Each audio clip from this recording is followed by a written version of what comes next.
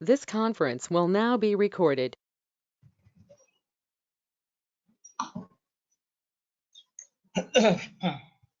अद्य बुधवासरः अथवा सौम्यवासरः चैत्र शुद्ध नवमी रामनवमी इति लोके दिनांक 21 एप्रिल 2021 चरक सूत्रस्थान चरक निदान स्थान अध्याय 1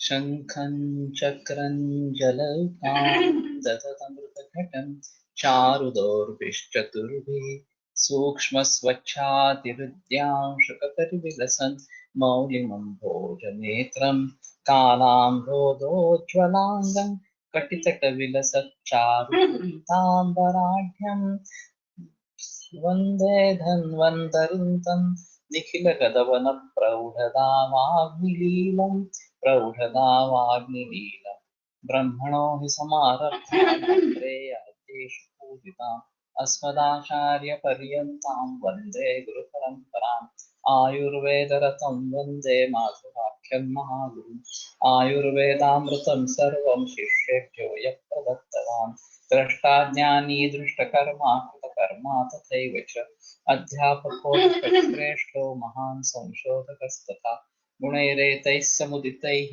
यत्कार्यं प्रतनोति सः समृद्ध्यर्थं हि कार्यस्य वयं प्रयतामहे सरस्वत्यै नमो यस्याः प्रसादात् पुण्यकर्मभिः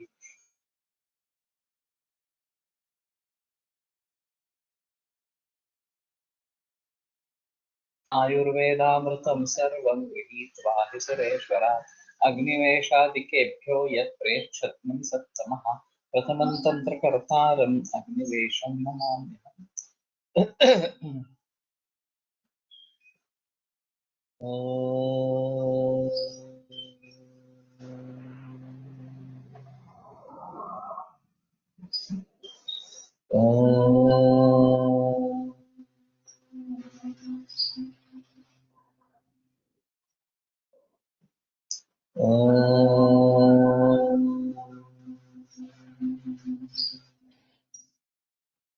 ओम शांति शांति शांति।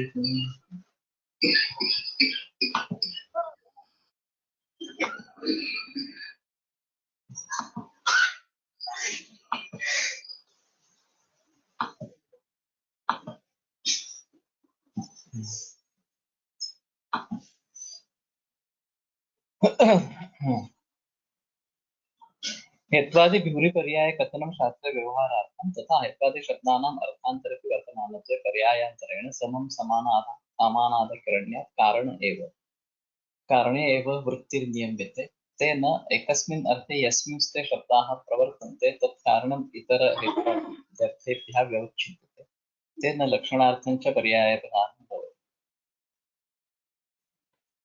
तर्हि हेत्वादि भूरि पर्याय कथनं शास्त्रे व्यवहारार्थं हेतु निमित्त आयतन ये जो सभी पर्याय शब्द है वो शास्त्र के व्यवहार के लिए इस प्रकार से बताए जाते हैं तथा हेत्वादि शब्दानां अर्थांतरे भी वर्तमान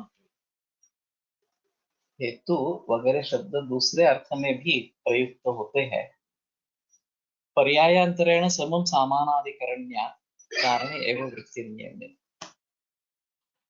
किंतु जब ये पर्याय के रूप में यहाँ एक शब्द के लिए दिए जाते हैं नियतांत के लिए दिए जाते हैं तो समानाधिकरण्य होने के कारण समानाधिकरण्य यानी कि जिनका अधिकरण समान है वो समानाधिकरण इसका कारण और उसका भाव समानाधिकरण्य इसका कारण। तो जब ये पर्याय शब्द के रूप में लिखे जाते हैं तो उसका मतलब है कि ये सभी मिलकर एक किसी अर्थ को निश्चित करते हैं बताते हैं कारणे एवं वृत्ति नियमित है। तो उनकी जो वृत्ति है उनका जो अर्थ है वो कारण किसी एंटिटी को नियमित करता है उसी में लग जाता है।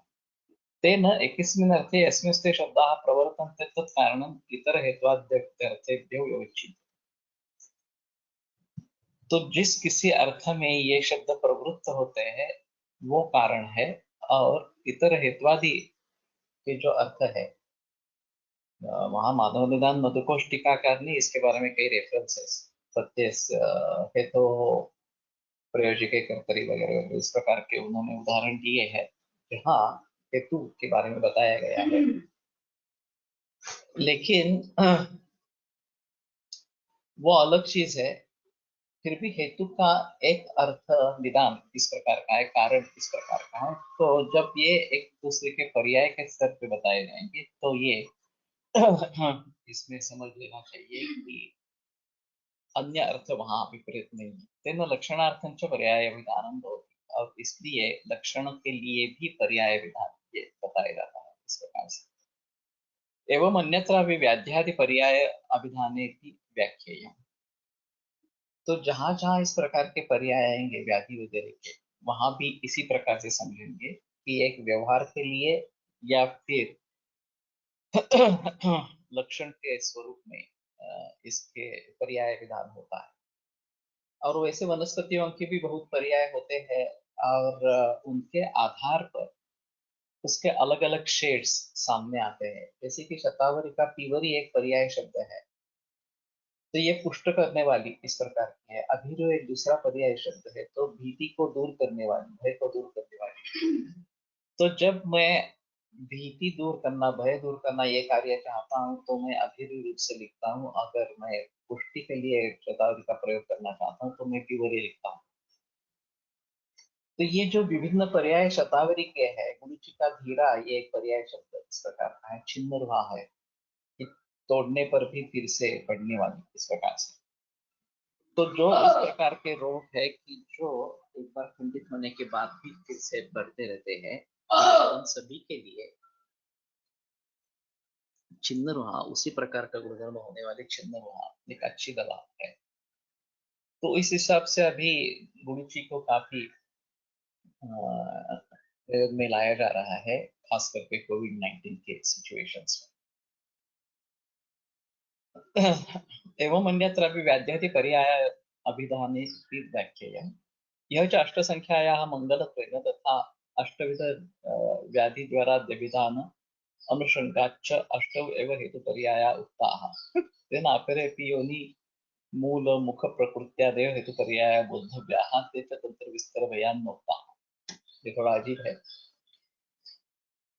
कि यहाँ अष्ट संख्या मंगल है, इसलिए तथा अष्टविध व्याधि ज्वरा अभिधान अभिधानानुषंग, 8 प्रकार के ज्वर वगैरह है इस प्रकार के कहने के लिए उस अनुषंग से अष्टवयव हेतु पर्याय होता, 8 ही हेतु के पर्याय बताए गए हैं।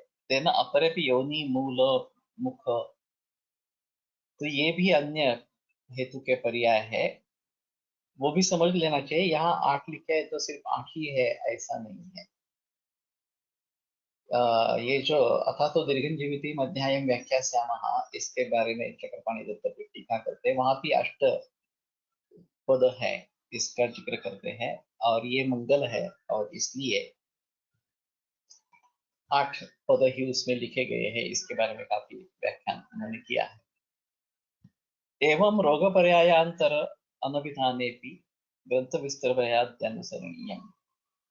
और उसी प्रकार से रोग पर्याय अगर वो बताए नहीं गए हैं लेकिन उसका प्रयोग किया गया है, तो ग्रंथ विस्तर भयाद्य अनुसरणीय, तो ग्रंथ विस्तर भय से वो सभी पर्याय एक जगह दिए नहीं गए, ऐसा समझ लेना चाहिए। हेतोः भेदमाह तत्त्रिविधम् इत्यादि। एतच्च असात्मेन्द्रियार्थ संयोगादि दीर्घं जीवित्ये तिस्रे श्रेणीषु प्रपंचितम् इह नयः प्रपंचते। ये असात्म इंद्रियार्थ संयोग, प्रज्ञापराध और परिणाम, ये जो 3 कारण इस प्रकार के बताए गए हैं, वो पहले अध्याय में दीर्घन जीविती और तीसरे श्रेणी में उसके बारे में काफी जिक्र किया गया है, तो इसमें अभी बताते भी। अत्र पाठादेव तृत्वे लब्धे तृत्वे सिद्धे त्रिविधम इति वचनं बहु प्रपंचस्य अपि असात्म इंद्रियार्थ संयोगादयः त्रैविध्यानधिकरण उपदर्शनार्थम। तो ये काफी जगह आता है, सिद्धे सत्य आरभ्य मानव विधि नियमार्था, ऐसा व्याकरण में कहा गया है कि जो बात सिद्ध है फिर भी वो बताते हैं, तो वो नियम के लिए होता है। और ये काफी जगह इस प्रकार से वायु पित्त कफ पुष्टि त्रयोदोषा समासतः, अगर हम गिनती करेंगे वायु पित्त और कफ, तो हमें पता चलेगा कि 3 ही दोष है। तो फिर त्रयः दोषाः, ये त्रयः पद क्यों आए? तो उनका कहना है कि 3 ही है। नहीं तो कोई कहेगा ये 3 है, लेकिन रक्त भी चौथा दोष है और भी चौथा 5वां दोष है वगैरह वगैरह इस प्रकार का। तो उसका निरसन करने के लिए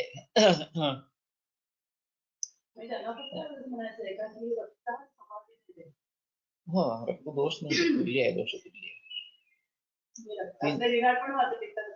होता है।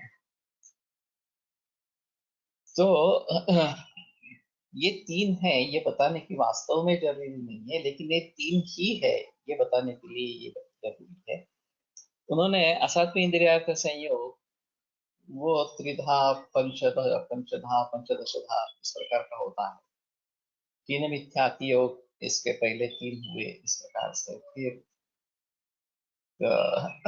हर इंद्रिय के इस प्रकार से 5 इंद्रिय है तो 15 इस प्रकार के हो जाएंगे। तो लेकिन असात्म इंद्रियार्थ संयोग एक ही गिना गया है, ये 15 इस प्रकार के भेद नहीं बताए गए। तो त्रिविध वित्तवेचनम, हाँ, त्रैविध्य अनतिक्रम उपदर्शनार्थम, ये 15 होने के बावजूद भी ये 3 में से ही एक होगा और ये एक ही गिना जाएगा। इस प्रकार के लिए वो असात्म संयोग एक ही बताया गया है। और वैसे स्पर्शन स्पर्शत्र एकम स्पर्शनम अभिव्याप्तम इंद्रियाणां स्पर्शन व्याप्तिरपि अभिव्यापकम चेतः तस्मात् सैव व्यापक स्पर्श कृतः असात्म इंद्रियार्थ संयोगः एकः, ऐसा भी बताया गया है कि स्पर्शन इंद्रिय सभी इंद्रियों का व्यापक है और उसकी व्याप्ति का भी मन व्यापक है।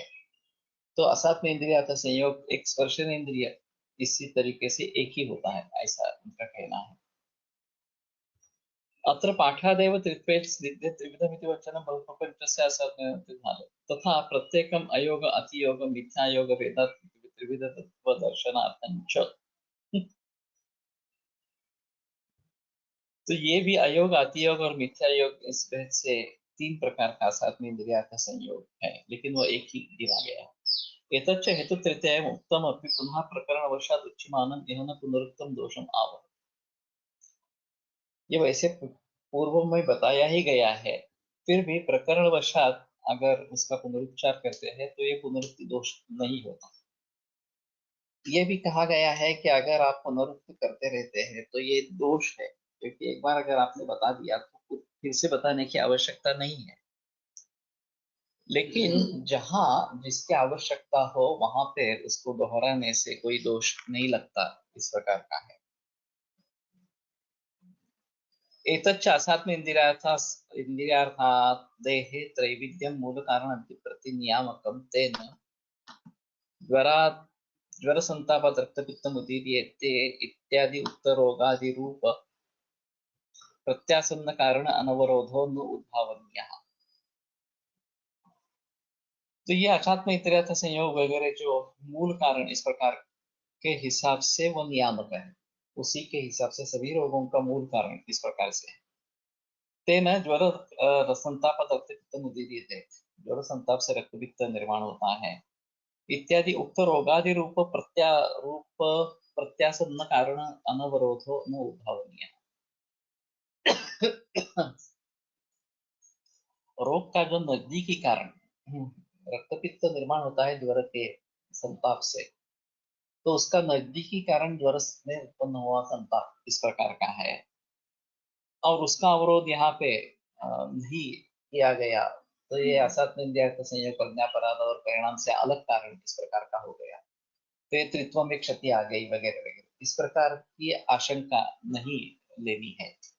किंवा रक्तपित्तादि कारणे ज्वरादौ अपि असात्म इंद्रियार्थ संयोगाद्येव मूल कारण, रक्तपित्त वगैरह का जो कारण है, जो ज्वर वगैरह, उसमें भी असात्म इंद्रियार्थ संयोग वगैरह ही मूल कारण है। तेन ज्वराधिकारी रक्तपित्तादौ ज्वरादि कारणम एवं मूल कारण भवति। तो ज्वरादि कार्य जो रक्तपित्त वगैरह है उसमें भी ज्वरादि कारण यही मूल कारण इस प्रकार का है। तो ज्वरादि का कारण यानी कि असात्म इंद्रियार्थ संयोग है। कालबुद्धि इंद्रियार्थानाम योगम इत्यान इति पूर्वोक्त क्रम भेदेन इह असात्मी इंद्रियार्थ संयोगस्य आदौ अभिधानेन सर्वेषामेव येषां रोगकर्तृत्वे साप्राधान्यं दर्शयति।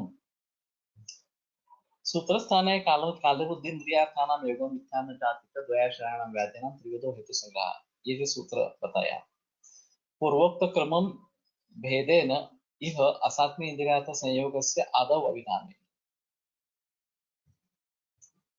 तो असात्मी इंद्रियार्थ संयोग वहां पे जो क्रम बताया गया है कालबुद्ध इंद्रियार्थानाम योगः मिथ्याच्च नास्ति, तो इंद्रियार्थ सबसे अंतम है। काल का हीन अति मिथ्या योग, बुद्धि का हीन अति मिथ्या योग और फिर इंद्रियार्थ का हीन मिथ्या योग, इस प्रकार का है। तो यहाँ क्रम भिन्न कर दिया। पहले असात्म इंद्रियार्थ संयोग प्रज्ञापराध परिणाम, इस प्रकार का क्रम यहाँ पे बताया। तो यह असात्म इंद्रियार्थ संयोगस्य आदौ अभिधानेन सर्वेषां येषां रोगकर्तृत्वे प्राधान्यं दर्शयति। तो वहां ये बताया, यहाँ ये बताया, वहां अलग क्रम किया, यहाँ अलग क्रम किया, तो ये सब गैर व्यवस्था, इस प्रकार की अव्यवस्था है, ऐसा मत समझो। सभी को समान महत्व है। वहां पे उसको ज्यादा महत्व दिया, यहाँ पे इसको ज्यादा महत्व दिया, तो इसका मतलब समझ लेना है कि सभी को महत्व है। इस प्रकार सर्वेषां येषां रोगकृत्वे प्राधान्यं दर्शयति। मा भूत् एकांत अभिधानेन प्रधानता नियमः। एकांत अभिधानेन किसी एक पक्ष को लेकर प्रधानता नियम नहीं करे, ये प्रधान है, ये गौण है, इस प्रकार। यद्यपि च मूलभूतत्वेन प्रज्ञापराधः प्रधानं भवति, तथापि प्रत्यासन्न कारणत्वेन अथवा पूर्वकस्यापि उत्कटशब्द मिथ्यायोगादेः कारणत्वेन असात्मेन्द्रियार्थ संयोगोऽपि प्रधानम्। अभी इसमें आगे जो बताया गया है विमान स्थान तीसरे अध्याय में, हाँ, कि सर्वेषां वैवाहिनां द्वैगुण्यमुत्पद्यते तस्य मूलमधर्मः तन्मूलं वा असत्कर्म पूर्वकृतं तयोर्योनिः प्रज्ञापराधः। तो इसका मूल अधर्म है, उसका मूल असत्कर्म है, और इन दोनों का मूल प्रज्ञापराध, इस प्रकार का बताया गया। तो प्रज्ञापराध ही सबसे मूल है, इस प्रकार से प्रधानम भवति, तथा प्रत्यासन्न कारणत्वेन तथा पूर्वकस्यापि उत्कट शब्द मिथ्यायोगादेः। तथापि ये प्रत्यासन्न कारण है, अर्थात इंद्रिय संयोग जो है वो, ये एक चीज। और अबुद्धिपूर्वकस्यापि, जानबूझकर भी अगर हम इस प्रकार से उत्कट शब्द मिथ्या योग, उत्कट शब्द या ऊंचे बोलना या मिथ्या योग, योगादेरपि कारणत्वेन असात्मेन्द्रियार्थ संयोगोऽपि प्रधान। तो ये कारण होने के कारण इंद्रियार्थ संयोगोऽपि प्रधान, इंद्रियार्थ संयोग ये भी, असात्म इंद्रियार्थ संयोग ये भी प्रधान, इस प्रकार का। तो कहने का तात्पर्य अर्थ है, यहाँ मुख्य गौण भाव मत लाओ, सभी प्रधान है, सभी महत्वपूर्ण है और सभी को ध्यान में रखना है। यद्यपि कालो दुष्परिहरत्वेन प्रधानम तथापि सोपि इंद्रियार्थ पराधीनत्वेन अप्रमाणम कालाति योगादयो हि इंद्रियार्थ शीताद्यति योगादिभ्यः एव प्रायो भवति। वास्तव में वहाँ वातात् जलम जलात् देशं देशात् कालम स्वभाव होता विद्यात् दुष्परिहारत्वात् वरीयस्तरम अर्थी, विमान स्थान तीसरे अध्याय में कहा गया है कि वात प्रदूषण से जल, उसके भी देश और उसके भी श्रेष्ठ काल, इस प्रकार का काल से दुष्परिहारित, तो क्रमेण ये दुष्परिहर ज्यादा हो जाता है। तो दुष्परिहर होने के कारण काल सबसे प्रधान है, तथापि सोपि इंद्रियार्थ पराधीनत्वेन अप्रधान। काल है लेकिन फिर भी उसमें इंद्रियार्थ अगर नहीं किए जाएंगे तो वो अप्रधान इस प्रकार का हो जाता है।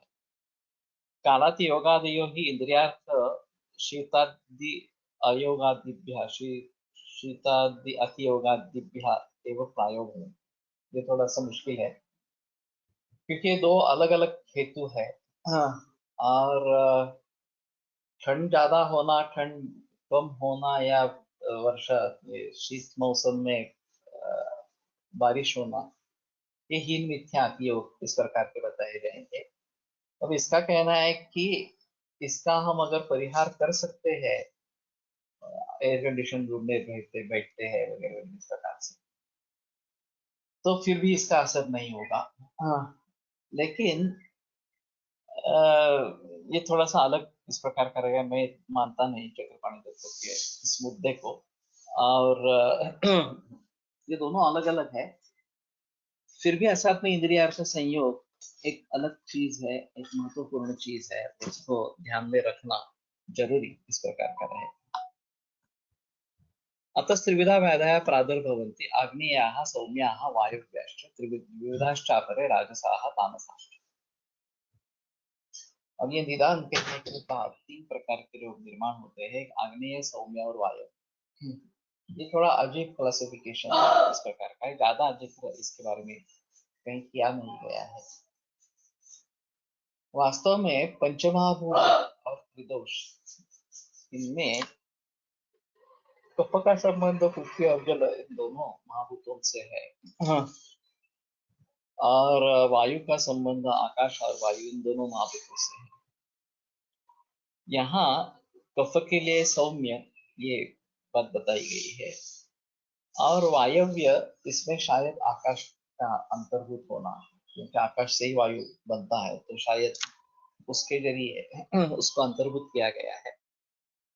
पित्त आग्नेय है, उसके बारे में कोई संदेह है उस प्रकार का नहीं है।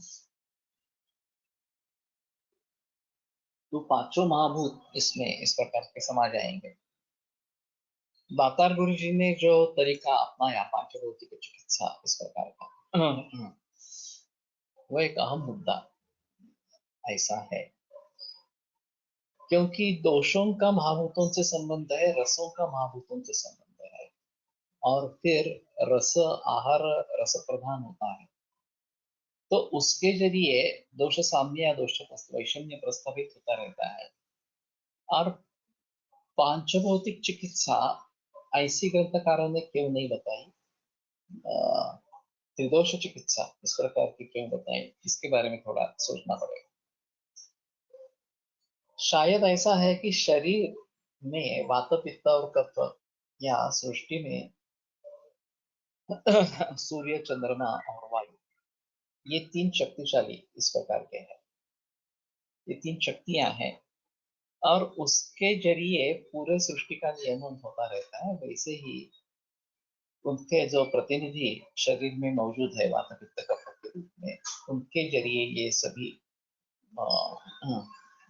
नियमन शरीर के भावों का होता रहता है, चाहे स्वास्थ्यावस्था हो या रोगावस्था इस प्रकार का हो। इसलिए पंचमहाभूतों से ये त्रिदोष पर उतर आए इस प्रकार से। वातज कफज पित्तज कफज न म्हणता वायव्य आग्नेय सौम्य असे का म्हटल्यास,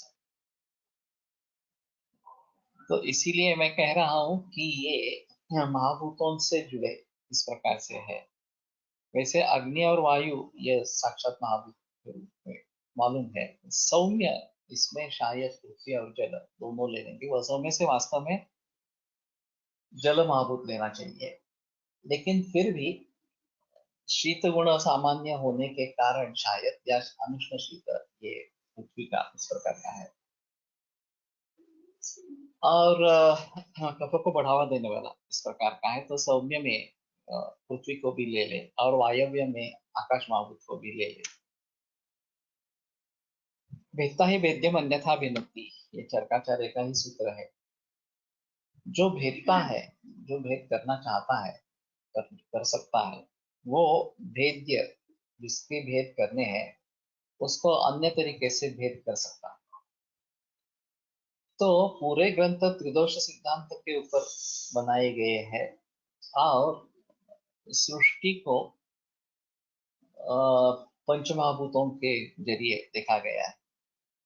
मानाधीना मेय सिद्धि, ये एक नियम है कि जो प्रमाण है उसके आधार पर प्रमेय जिसकी बारे में जानना है उसकी सिद्धि होती है। तो हमें 5 ज्ञानेंद्रिय इस प्रकार के हैं, और इसलिए हमारी ज्ञान की जो कक्षा होगी, हमारी या हमारा ज्ञान जो होगा वो 5 प्रकार का ही ज्ञान होगा, उससे अलग ज्ञान नहीं हो सकता। अगर किसी प्राणी हो, कोई वनस्पति हो जिसको केवल एक या दो ही इंद्रिय है, उसका ज्ञान उसी तक सीमित रहेगा कि उसके लिए जो प्रमेय रहेंगे वो उतने ही एक दो प्रकार जितने उनके इंद्रिय है उसके आधार पर ही रहेंगे। तो इसी तरीके से ये शायद हमने सृष्टि का विभाजन 5 तत्वों में किया, क्योंकि शब्द स्पर्श रूप और रसगंध ये हमारे ज्ञान की मर्यादा सीमा इस प्रकार की, क्योंकि हमें 5 इंद्रिय है और वो इंद्रिय एक विशिष्ट महाभूत से जुड़े हुए इस प्रकार के हैं, तो उस महाभूत का जो विशेष विषय शब्द स्पर्श रूप रसगंध उसी का ज्ञान उस प्रकार की इंद्रिय से होगा। अब ये चिकित्सा, आयुर्वेद की चिकित्सा पंचमहाभूतों पर भी हो सकती है, वो 3 दोषों पर क्यों उतर आए, ये एक अहम मुद्दा इस प्रकार का है। और दातार गुरु जी ने ऐसा क्यों माना कि हम बेहतर है कि इसको पंचमहाभूतों की तरफ मुड़े इस प्रकार से।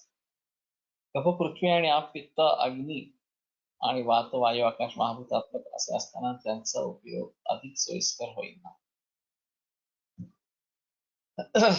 इसलिए शायद दातार गुरु जी ने इसके बारे में सोचा और इसके बारे में जिक्र किया। अब उनका विचार एक अलग इस प्रकार का रहा। अभी त्रिस्कंद कोश या प्रातिपदिक कोश के आधार पर पांचभौतिक चिकित्सा अलग तरीके से निर्माण करना पॉसिबल है। जितने भी इसके बारे में संदर्भ है उन सभी संदर्भों को इकट्ठा करके अलग तरीके से पांचभौतिक चिकित्सा बताई जा सकती है। लेकिन फिर भी ऐसा है कि त्रिदोष सिद्धांत के आधार पर यदि काम चल रहा है तो इसमें गहराई में जाने की आवश्यकता है या नहीं है, ये एक अलग इस प्रकार की स्थिति रहेगी। कहने का तात्पर्य आता है भेदता ही भेदती मंजिला भेदती। जो भेदता है, जो जानता है कि इसका क्लासिफिकेशन कैसे करे, वो अलग अलग तरीके से उसको देख सकता है और उसका एक अलग अलग प्रयोजन होता है। ऐसा जब हम देखते हैं तो उसका एक अलग अलग प्रयोजन इस प्रकार का होता है। अभी कंप्यूटर की एक खासियत है, डाटाबेस स्ट्रक्चर ये जो बताया जाता है, तो उसमें टेक्स्ट डाटा इस प्रकार का एक डाटा रहेगा।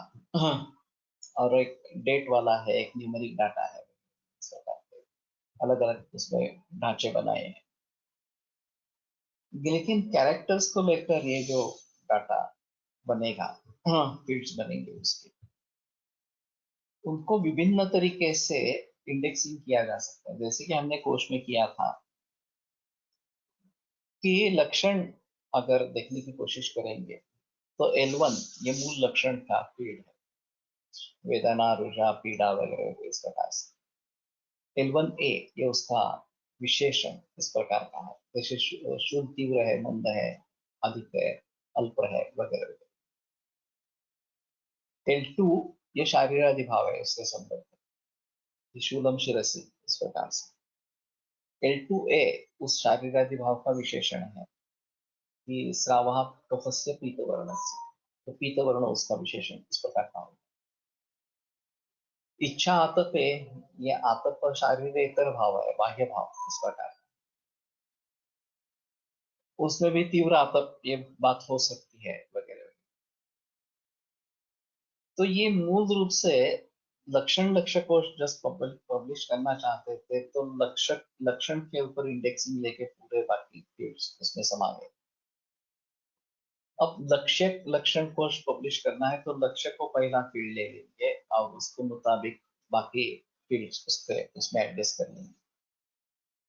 अब मैं सिर्फ केवल शारीरादि भावों से देखना चाहता हूँ तो पूरा शिर कंठ हृदय वगैरह ये सभी जो शारीरादि भाव है उनके संबंध में शिरसि अर्थ ही शिरसि वेदना, शिरसि पीड़ा, शिरसि पीड़ा वगैरह जितने भी उसमें लक्षण हो गए एक शारीरादि भाव से वो भी इकट्ठा हो जाते हैं। शारीरक भाव से भी इस प्रकार से इकट्ठा हो जाते हैं। तो एक ही डाटाबेस है, हम उसको अलग अलग तरीके से देखते हैं, तो ये अपेंडिक्स में चला जाएगा। लक्षण लक्ष्य कोश में लक्षण की हैसियत से होगा, लक्ष्य लक्षण कोश में लक्ष्य की हैसियत से होगा। शारीरिक भाव परिशिष्ट जो लक्षण संबद्ध है उसका अलग परिशिष्ट होगा, शारीरिक भाव जो लक्ष्य संबद्ध है उसका अलग परिशिष्ट होगा। तो ये कंप्यूटर के जरिए अभी काफी आसान इस प्रकार का हो गया, और जितने भी शब्द ग्रंथों में है उसको कहीं ना कहीं डाल के उसका एक टेबल अलग बना सकते हैं, और उसके जरिए ढूंढ भी सकते हैं ये कहाँ आया है, कैसे आया है, इस प्रकार से। तो हमारी दृष्टि क्या है, हम किस तरीके से समझना चाहते हैं, ये अलग इस प्रकार का रहेगा। और ज्वर की विधि संप्राप्ति बताते हुए ये बात स्पष्ट रूप से सामने आती है इस प्रकार से। इति ज्वरोष्टधा, एक बार ज्वर 8 प्रकार का है, वो फिर विधि संप्राप्ति से शारीर मानस आगंतु निज वगैरह वगैरह ऐसे बहुत सारे तरीके बताए गए। तो उसी ज्वर को एक अष्टौ ज्वरा हा वातज पित्तज कफज द्वंद्वज सांधिपातिक और आगंतुज, इस प्रकार को देखते हैं, वही शारीर या मानस के रूप में देखते हैं वगैरह वगैरह। तो हर देखने का तरीका अलग अलग होगा, और उस अलग अलग तरीके के अनुसार हमें कुछ अलग जानकारी मिलती रहेगी, ये इसमें सबसे अहम इस प्रकार का मुद्दा है। तो आग्नेय, सौम्य और वायव्य ये क्लासिफिकेशन ग्रंथों में ही आया है, और उसका एक अलग माहौल इस प्रकार का है, उसका एक अलग महत्व रहेगा। विदाश्च अपरे राजसाः तामसाश्च, और राजस और तामस से ये भी व्याधि का क्लासिफिकेशन इस प्रकार का है, खास करके मानस रोगों के बारे में। तो रज और तम ये दो मानस दोष बताए गए हैं, और फिर उनके जरिए जो विकार निर्माण होते रहेंगे उनको राजस और तामस इस प्रकार से कहेंगे। तो ये काफी महत्वपूर्ण अलग थोड़ा सा इस प्रकार का है।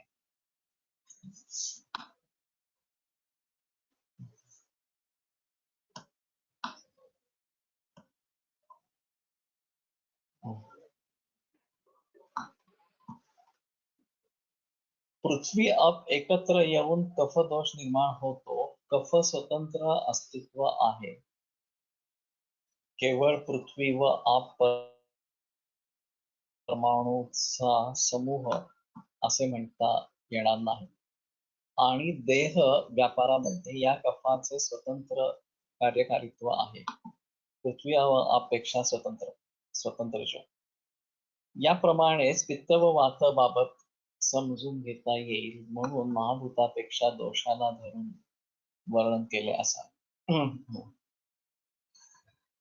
ये बात हो सकती है। ये जो बातें हैं वो प्रकृति समसमवाय विकृति विषम समवाय से जुड़ी इस प्रकार से। अगर प्रकृति समसमवाय पृथ्वी और जल का होता है, तो दोनों के हिसाब से जो भी कार्यकारी तत्व है वो कफ दोष में इस प्रकार से होंगे, और उसके आधार पर हम उसके गुणकर्मों के बारे में बात कर सकेंगे। अब ये दो इकट्ठा होने के कारण विकृति विषम समवाय कुछ हद तक बन गया, या अन्य विकल्प नहीं विकल्पिता नाम वगैरह वगैरह, क्योंकि कुछ गुण एक दूसरे से अलग इस प्रकार के हैं, तो उन गुण समुदाय में कुछ अलग ही कार्य दिखाई देगा, और फिर उसको पृथ्वी और जल महाभूत के हिसाब से नहीं समझ सकते हैं, वो एक अलग एंटिटी हो जाएगी, आरंभवाद हो जाएगा। कुछ अलग कार्य इन दोनों के इकट्ठा आने से अगर होता है तो ये बात बनती है। और दूसरी भी चीज ऐसी है कि यद्यपि ये पृथ्वी जल प्रधान महाभूत प्रधान है, केवल पृथ्वी और जल महाभूत से ही बना है ऐसा नहीं। तो बाकी महाभूत भी है उसमें, लेकिन कम मात्रा में है, ये दोनों ज्यादा है। तो बाकी महाभूतों के सन्निवेश समावेश किस प्रकार का होगा, कितनी मात्रा में होगा, इसके आधार पर भी ये बातें बदलती रहेगी। और किम आहारेण प्रकुपितः वायु, किम विहारेण, किम लघुना वृक्षेण शीतेन, ये मीमांसा 8वें अध्याय में जो बात कही गई है, अंशांश विकल्पना दोषों की समझ में लेना। तो इसलिए केवल पंचमहाभूतों के आधार पर नहीं किया, त्रिदोष सिद्धांत पर उतर आए। और पृथ्वी और जल से कफ ये अलग एंटिटी है, वायु और आकाश से वायु ये अलग एंटिटी है, और उसमें जो परिवर्तन आया है उसको ध्यान में रखते हुए इस प्रकार से बात करनी है। ये काफी गहन इस प्रकार का विषय है। और संयोग से उत्पन्न होने वाले कार्य समझना ये आसान नहीं है। विशेषम आरभते यन्न एकैकशः द्रव्याणि आरभते। संयोगः पुनः द्वयोः बहूनां वा द्रव्याणां संमति भावः, मीमांसा पहले अध्याय में ये अष्टम आहार विदिशे विशेषायतन जब बताते हैं, तो उसमें संयोग के बारे में बात कही गई है कि विशेषः विशेषम आरभते, द्वयोः बहूनां वा द्रव्याणां संमति भावः, दो या अनेक द्रव्यों का इकट्ठा आना है, और वो विशेष को आरंभ करता है। यथा यथा मधुमत्स्य पैसा संयोग। तो उसी तरीके से हाँ, पंचमहाभूतों को छोड़कर ये त्रिदोष पर क्यों उतर आए, और रसों का षट्व और दोषों का त्रित्व, इसके आधार पर जो भी आगे तत्व ज्ञान बताया गया मीमांसा पहले अध्याय, एतद् व्यवस्थाए तो त्रित्वम् उपदिश्यते दोषाणां षट्वं च रसानां यथा पंचदोषाणां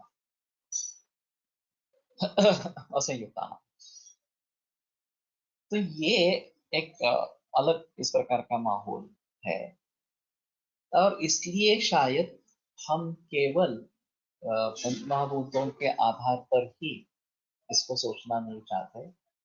त्रिदोष उसका थोड़ा सा संक्षिप्त इस प्रकार का रूप है, और उसको लेकर हमें चलना चाहिए। कारणापेक्षा कार्याच्या गुणात भिन्नता असू शकते, परिणामवाद असे सांगतो। त्यामुळे महाभूत ही कारणद्रव्य आहेत, त्यापेक्षा दोष त्यांचे कार्य भिन्न गुणाचे असू शकते का? परिणामवाद नहीं कहता है, आरंभवाद कहता है।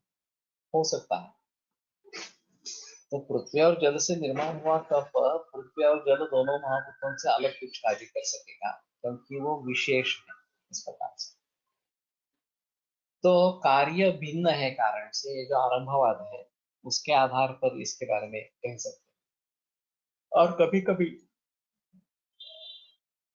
दोनों के गुण मेलन से भी हो जाएगा, कार्य मेलन से भी हो जाएगा।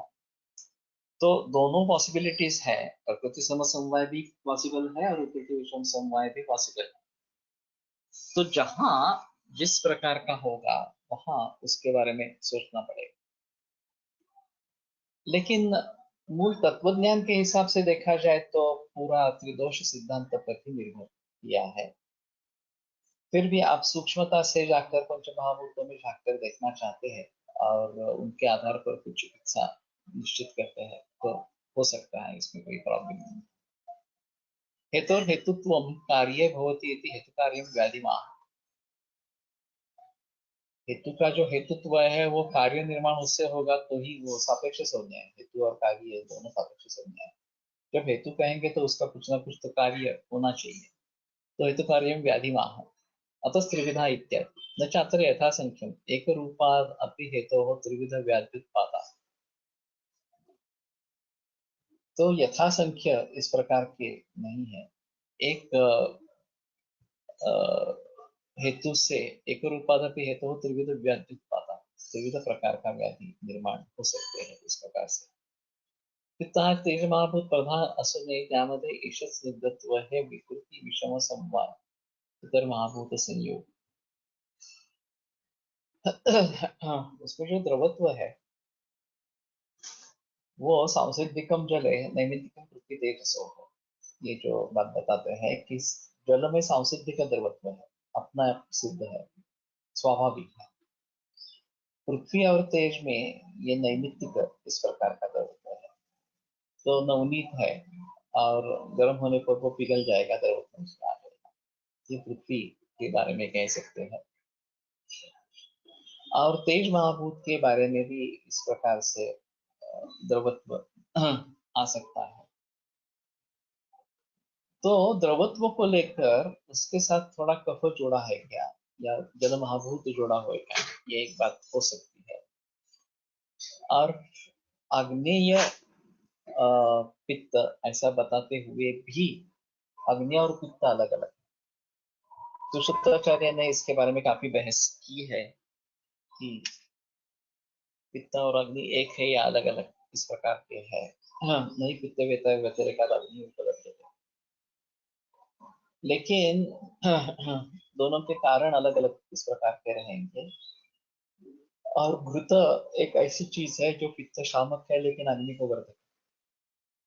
तो इससे स्पष्ट है कि अग्नि और पित्त एक नहीं है।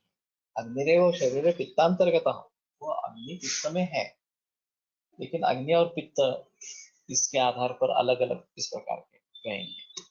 तो उसमें जो द्रव अंश है वो उसके बारे में थोड़ा इस तरीके से सोच सकते हैं।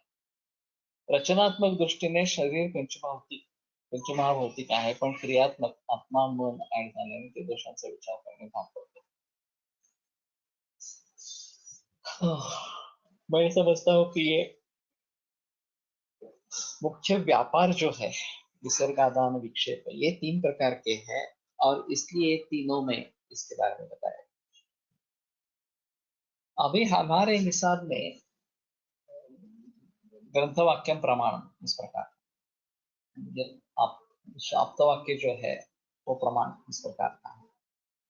ये शब्द प्रमाण, तो हमारे हिसाब में त्रिदोष सिद्धांत पर उतरा है। पंचमहाभूत के बारे में शरीर में सोचा है, तत्र शरीरम नाम पंचमहाभूत विकार समुदायात्मकम चेतनाधिष्ठानभूतम समयोगवान, ये जो चरकाचार्य ने बताया इस प्रकार से। तो इसमें संदेह नहीं है कि शरीर को पंचमहाभूत की दृष्टि से देखा गया है, लेकिन जो इस प्रकार से त्रिदोष के बारे में बताया गया है वो स्वास्थ्य और रोग के हिसाब से त्रिदोष के वहां बताया गया है। अत्रापि त्रिविध वचनम अनंत्यपि रोगाणाम आग्नेयत्वादि अनंत कर्म उपदर्शनात्। तो त्रिविध इस प्रकार से हेतुओं से तीन प्रकार के व्याधि निर्माण होते हैं। ये त्रिविध शब्द जो आया है वो अनंत्यपि रोगाणाम, रोग अनंत होने के बावजूद भी इन जो तीन प्रकार बताए आग्नेय सौम्य और वायव्य, इनको छोड़कर वो नहीं होते, इसी में होते हैं। आग्नेयाः पैत्तिकाः, सौम्याः कवचाः, वायव्याः वातजाः। तो ये किस प्रकार के हैं? जो आग्नेय है वो पैत्तिक है, सौम्य जो है वो कवच है और वायव्य जो है वातज है। यद्यपि प्रधानत्वेन वायव्य एव प्रथमं निर्दिष्टं युज्यते, तथापि यह ज्वर पित्तस्य प्रधानत्वात् आग्नेयाभिधानम्। और वायु पित्त और कफ में वायु नेता है और स्वतंत्र है, और पित्त और कफ जो है वो परतंत्र, वायु के अधीन। तो उसको पहला महत्व देना चाहिए था वायव्य जो है वो। तथापि है ज्वर पित्त से प्रधान, फिर भी अभी ज्वर निदान चल रहा है तो उसमें पित्त का प्राधान्य है, इसलिए अग्निय ये पहले आया और फिर अंत में वायव्य इस प्रकार का। इस प्रकार से मुख्य गौण भाव में काफी जगह बहस होती रहती है। हाँ, और सभी जगह उसका कुछ समर्थन देना ही है ऐसा थोड़ा सा बताना मुश्किल है, क्योंकि बहुत भाव हमें कहने हैं, तो उसमें पहले कौन सा कहे, दूसरा कौन सा कहे, तीसरा कौन सा कहे, ये नेसेसरी नहीं है कि सभी जगह किसको महत्व है किसको नहीं है, वो जिसको महत्व है वो पहले उसका उच्चारण करे, बाद में जिसका गौण महत्व है उसका उच्चारण करे। ऐसी स्थिति नहीं है जहां हम उसका कुछ जस्टिफिकेशन दे पाएंगे, इसके बारे में कुछ बता पाएंगे कार्यक्रम में, वहां दे सकते हैं। लेकिन सभी जगह इस प्रकार से देना ग्रंथकर्ता के लिए आवश्यक है या नहीं है, ये थोड़ा मुश्किल इस प्रकार का है। इसलिए कहा जाता है कि कभी करोति काव्यानि रसम जानाति पंडित। कभी का काव्य कर देता है लेकिन उसका जो रस है वो पंडित ही जानता है। तो ये समझना काफी मुश्किल, और किसको कहाँ पे किस प्रकार का अर्थ प्रतीत होगा ये नहीं बता सकते। एक ही सूत्र बहुत बार सारे लोगों ने पढ़ा है और पढ़ाया है, तो ये अलग अलग तरीके से पढ़ाया जा सकता है। अभी जो मेरा व्याख्यान चल रहा है वो पूरा अलग ही है, आपने कभी इस प्रकार का व्याख्यान सुना नहीं होगा इस सूत्रों के आधार पर। और मैं भी अभी जो बोल रहा हूँ वही मैं अगले बरस में बोलूंगा ऐसे भी नहीं है। उस समय में मेरे ध्यान में जो विचार आएंगे उसको मैं व्यक्त करूंगा इस प्रकार से। आत्म्यापासून आकाश, आकाशातून वायू, वायूपासून तेज, तेजापासून जल आणि जलापासून पृथ्वी असा उत्पत्ती क्रम सांगितला आहे, त्यामुळे पंचमहाभूतात्मक विचार महत्वाचा ठरतो। ये संदेह नहीं है कि पंचमहाभूतों का विचार आवश्यक नहीं है, वो तो आवश्यक है ही, महत्वपूर्ण भी है। लेकिन पंचमहाभूत से की दृष्टि से कब सोचे और दोष की दृष्टि से कब सोचे, ये एक अहम मुद्दा इस प्रकार का है। अंशांश विकल्पना में अगर त्रिदोष सिद्धांत के अनुसार जाएंगे तो पंचमहाभूतों के बारे में सोचना पड़ेगा, ऐसा मुझे अभी लगता है। लेकिन अगर हमारा कार्य त्रिदोष के आधार पर ही संपन्न हो जाता है, आगे सोचने की आवश्यकता नहीं है, तो उससे ही सही। मतलब ये है कि जो हमें साध्य करना है वो अगर किसी भी तरीके से साध्य हो जाता है तो बाकी चीजें देखने की जरूरत इस प्रकार की नहीं है। ये तस्माद वा तस्माद आत्मन आकाश संभूत आकाशाद वायु वायुरग्नि अग्नि अपान पृथ्वी, ये वेदांत का क्रम है। उनके मुताबिक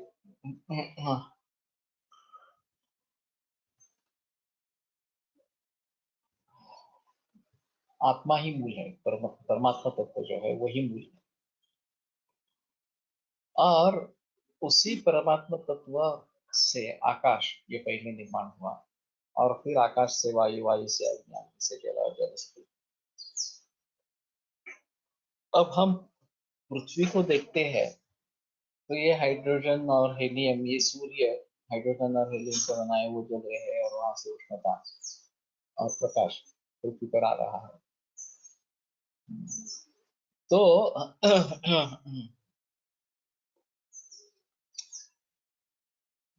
ये जो थियरी बताई गई कि आकाश से वायु, आत्मा से आकाश और आकाश से वायु, तो ये वायु जलने लगा तो सूर्य की निर्मिति इस प्रकार की हुई और प्रकाश और उष्णता इसमें से निकलती रही, और वो जब ठंडा होने लगा तो उससे जल बन गया। और अभी भी बिफोर पृथ्वी में पानी ही है, ज्यादातर तो समुद्र है। फिर भी आगे चलकर वो ठंडा होता गया और पृथ्वी बन गई, इसमें हम रह रहे हैं प्रकार से। तो ये जो सिद्धांत बताया गया तस्मात् आत्मनः आकाश संभूत, वो इस दृष्टि से देखा जाए तो सही इस प्रकार का लगता है। सिर्फ ये सब जानने से हमें निदान में, चिकित्सा में किस प्रकार से हम उसका उपयोग कर सकते हैं, व्याधि समझने में त्रिदोष और चिकित्सा करने में पांचभौतिक, ऐसा भी हो ले सकते हैं। चिकित्सा करने में भी त्रिदोष भी ले सकते हैं ना, ऐसा नहीं पांचभौतिक ही लेना है। अगर अंशांश विकल्पना में जाने की जरूरत है तो शायद इसके बारे में सोचेंगे, नहीं तो अगर त्रिदोष सिद्धांत से ही बात करती है तो त्रिदोष सिद्धांत को ही लेकर आगे चलेंगे। कैंसर के बारे में ये जिक्र इस प्रकार की हो सकती है, हाँ, कि एक सॉलिड ट्यूमर बन जाता है, हाँ, ल्यूकेमियास को छोड़कर बाकी सभी कैंसर्स में एक ट्यूमर बन जाता है। ये तो निस्संशय पृथ्वी महाभूत प्रभाव इस प्रकार का। अब उसका आरंभ करने वाला क्या है, पृथ्वी महाभूत ही है या परिवर्तन होके कुछ आया है? अगर पृथ्वी महाभूत के अंश कुछ वहां पे कोई लेके आ रहा है और उस ट्यूमर को बढ़ा रहा है, या वहां का जो निर्माण है उसमें विकृत पृथ्वी महाभूत की तरफ लेके जाना, ऐसा कुछ हो रहा है, तो अगर उसको रिवर्ट करना है तो कैसे करेंगे? तो पृथ्वी का लय आप में होगा, आपका लय अग्नि में होगा, और अग्नि का लय वायु में होगा, और वायु का लय आकाश में होगा। यही लय का रहेगा। मेरे पास एक प्रोस्टेट कैंसर का मरीज था, उसका तो ऑपरेशन करवा दिया, लेकिन एक बड़ा ट्यूमर पेरिटोनियम में बढ़ने लगा और बढ़ता ही गया। तो मेरे पास जब आए तो 18 inch by 20 inch by 15 inch वगैरह ऐसा कुछ उसका साइज था। असाइटिस भी था, पानी भी था पेट में। तो उन्होंने सर्जन की सलाह ले ली। एक सर्जन ने कहा कि बेटर है ऑपरेट करें, दूसरे ने कहा नहीं, ऑपरेट करने से ज्यादा नुकसान होगा, ऑपरेट मत। तो उन्होंने मार्ग छोड़ दिया। केमोथेरेपी के बारे में भी वही ध्यान में आया, एक ने कहा करो, एक ने कहा नहीं बेटर है नहीं करो, इस प्रकार। तो फिर मेरे पास आए। मैं बॉम्बे में प्रैक्टिस करता था उस समय में, मुलुंड में मेरी प्रैक्टिस थी, और ये विले पार्ले से वहां पे आते। उम्र उस समय भी 70 थी। हर 15 दिन में आते थे। मैंने उनको केवल दूध पे रखा, वो 3 साढ़े 3 लीटर दूध पीने लगे।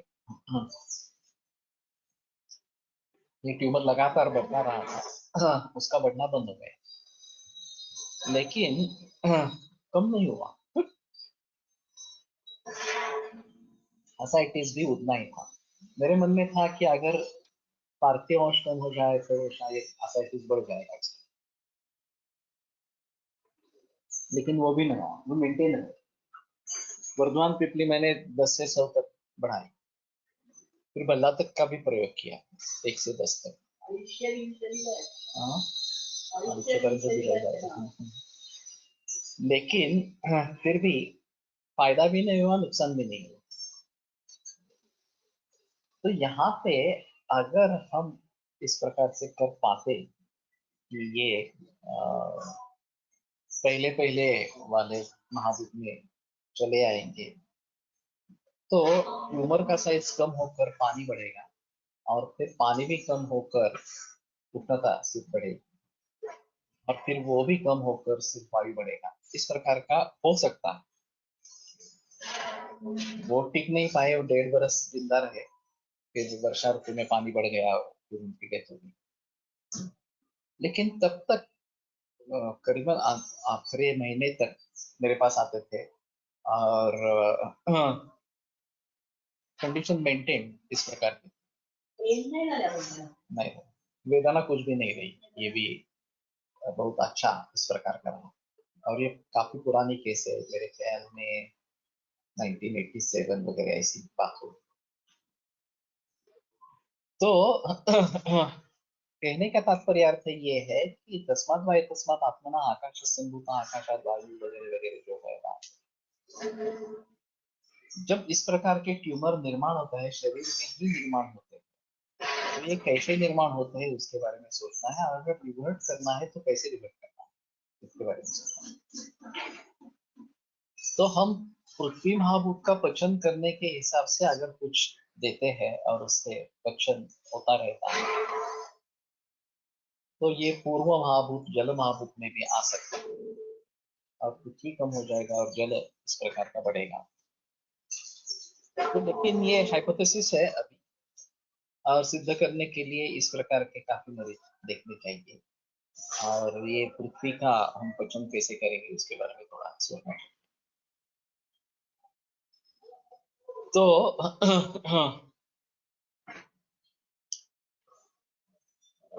यद्यपि प्रधानत्वेन व्यायवैव प्रथमं निर्दिष्टुं युज्यन्ते तथापि यः द्वयस्य प्रधानत्वात् आग्नेयाभिधानम्।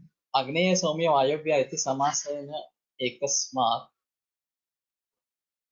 अपि असात्म्य इन्द्रियार्थ संयोगादेः त्रिविध रोगोत्पत्तित्वं दर्शयति। समास क्या है? क्या तो एक वेगळं होता आग्नेय यहाँ से तो समासेन एकस्मात् अपि,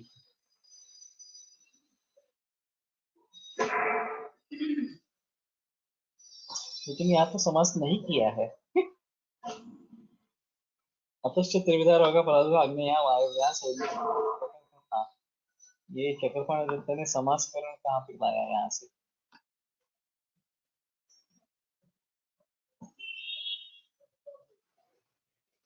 समासकरण और असमासकरण ये काफी महत्वपूर्ण मुद्दा है। आग्नेय सौम्य वायव्य यहाँ समास नहीं है, अलग अलग है। तो असात्म इंद्रियार्थ संयोग प्रज्ञापराध और परिणाम से अलग अलग तरीके से ये तीनों निर्माण हो सकते हैं, ऐसा वहां पे कहने का तात्पर्य आता है इस प्रकार का। तो ये मुश्किल है थोड़ा सा, मूल ग्रंथ के अनुसार विपरीत लिख रहे हैं।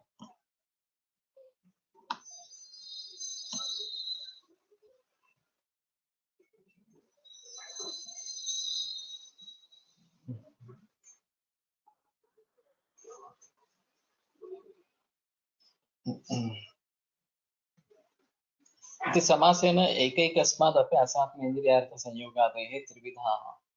असमासत्वेन ऐसा चाहिए, नहीं तो मिसप्रिंट हो सकता है। और जो एडिटिंग करने वाला आदमी हो वो बहुत ही जागरूक होना जरूरी है कि एक तो सीधे पढ़ते पढ़ते ही अर्थ ध्यान में आना चाहिए। ये बात ठीक नहीं कही गई, ये ठीक नहीं लगता है, तो मिसप्रिंट है। और ये समझ में आना भी काफी मुश्किल इस प्रकार का होता है।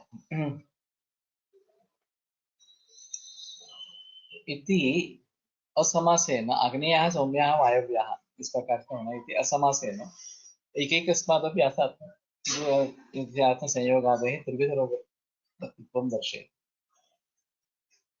तीन प्रकार के रोग अलग अलग निर्माण हो सकते हैं, ऐसा समझना चाहिए।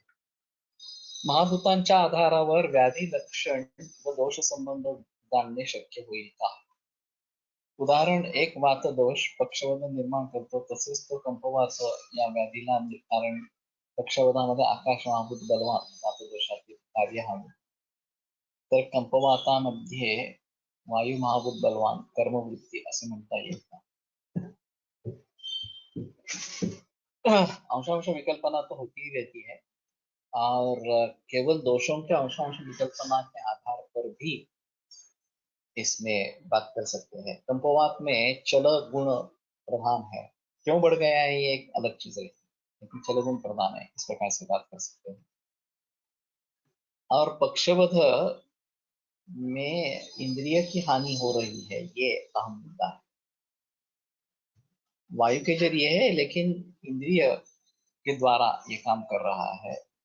तो अवकाश आकाश महाभूत प्रधान इस प्रकार का कहना मुश्किल है पक्षवत में, इस प्रकार से।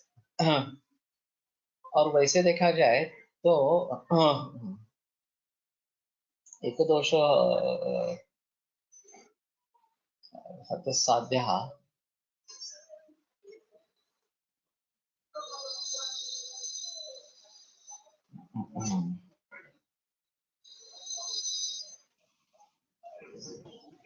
वृक्षस्तन्येन संसृष्टः एकदोषोद्भव कृच्छ्रसाध्य तमोमतः कृच्छ्रस्तन्येन संसृष्टः असाध्या क्षय हेतु काम। ये वातव्यादि के पक्षवत के बारे में इस प्रकार के बताया गया है कि केवल एक दोष से अगर पक्षवत होता है तो कृच्छ्रसाध्य तम इस प्रकार का, और दूसरे किसी दोष से जुड़ा हो तो कृच्छ्रसाध्य बताया गया।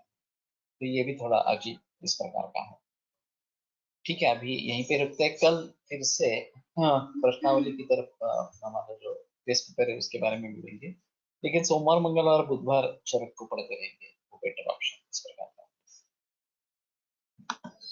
आयुर्वेद प्रकांडो निगदित इह शल्यतंत्र प्रधानः शिष्येभ्यः शाश्वतोऽयं निखिलजन कृपा व्याप्तचित्तेन येन आयुर्वेदस्य वाञ्छन् पुनरपि भुवने ताञ्च सुष्ठु प्रतिष्ठां श्रेष्ठं धन्वन्तरिं तं प्रणमति च सदा वैद्यवर्गो हि नूनं वैद्यवर्गो हि नूनम्। शुद्धवातः पक्षवातः तत्पक्षा कुक्षसाध्यतमो मतः। मतलब याद नहीं आ रहा था। एक कुक्षस्त्वन्येन संसृष्टा असाध्या क्षय इस प्रकार का है। रामनवमी के अवसर पर सभी को शुभकामनाएं। ओम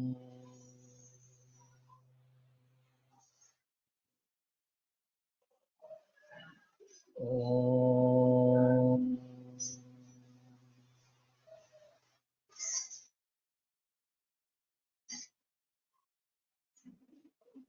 ओम